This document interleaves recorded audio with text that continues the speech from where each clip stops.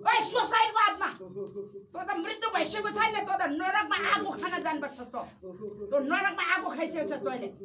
अर्काको जिउँदो शरीरलाई परमेश्वरको मन्दिरलाई एक भाग अघि वचनले भनेछ नि ख्रिस्ट यो छोराको निम्ति मरिसक्यो येशू ख्रिस्टमा मृत्युबाट बाउरी उठेको जीवन यो छोरासँग गाँसिसकेको छ त्यो मृत्युको आत्मालाई के काम यो शरीरलाई ओइ तँ कहिले आएको रे हिजोबाट आएको रे म आएको धेरै भइसक्यो हो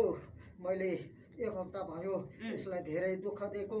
अनि विशाल गुरुले प्रार्थना गरेर म गएको फेरि जगायो फेरि पठायो म फेरि आएको हो र मैले यसलाई दुःख दिएको के दुःख दे कागा चलाउँछस् छोरी कागा चलाउँछ यो शरीरमा यसलाई म घरमा बस्न दिन्न भनेर हो उसकै बुढीले मलाई हो पठाएको कहाँ यहाँ सङ्गतिमा पढायो यसो बुढीले उसको जीवनमा उसको जीवन उहाँको बुढी क्या यसको बुढीसँगै छैन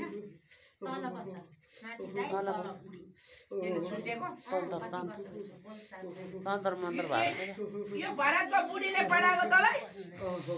तँ कहाँ बदा तँ कहाँ तेरो ईश्वरको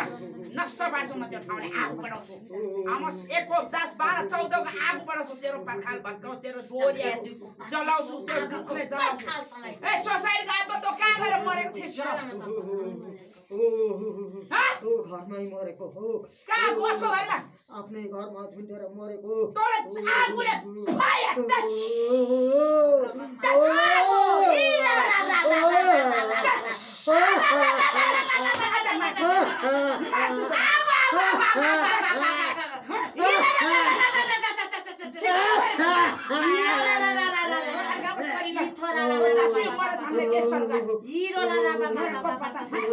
जल्दो रहेछ त तँलाई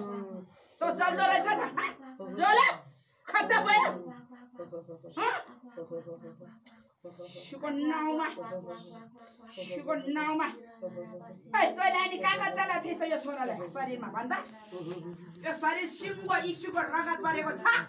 सिंह पवित्र आत्माको आगो र पवित्र आत्मा परेको छ यो शरीर छोराको शरीर तैँले कहाँ चलाएको छ शरीरमा दिमागमा हानेको दिमागमा हानेको अनि अर्को मस्तिष्कमा हानेको अनि जिउ सबै शरीरहरूमा हानेर यसलाई केही पनि गर्न नसक्ने बनाएको मैले अब आजबाट छोडेर जानुपर्छ नि त त आज तेरो अन्तिम दिन हो तेरो अन्तिम फाइनल हो मेरो हातमा पठाउँछ मेरो प्रभुले मलाई के खाना दिने र